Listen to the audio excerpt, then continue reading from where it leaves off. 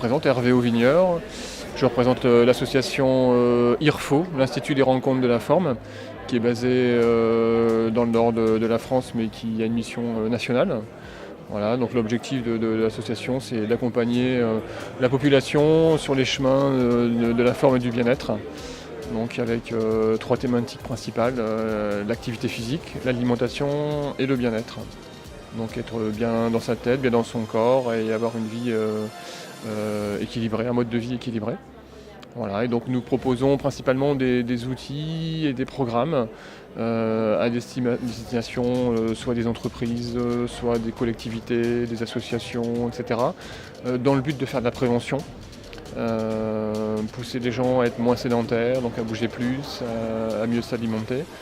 Et donc pour ça, nous avons alors un outil phare qui s'appelle Diagnoform, qui permet d'évaluer sa condition physique par des tests réels, des tests qu'on met en place soit en entreprise, soit dans des salles de sport, dans les villes, sur l'occasion de forums, etc. Et donc on évalue la condition physique des gens, donc endurance, force, vitesse, coordination. Et on peut comparer les résultats de chacun par rapport à l'ensemble des résultats qu'on a obtenus. Donc on est à bientôt 200 000 personnes depuis un peu plus de 10 ans maintenant sur le Diagnoform. Donc ça permet d'avoir des données très intéressantes de comparaison à la fois individuelle mais aussi au niveau d'une structure, donc d'une ville par exemple, qui peut comparer ses résultats par rapport à d'autres villes, d'une école, etc. Voilà, donc on propose aussi des programmes à destination des entreprises des villes, donc accompagner ces structures tout au long de l'année en faisant des actions soit événementielles, soit d'information, toujours de prévention.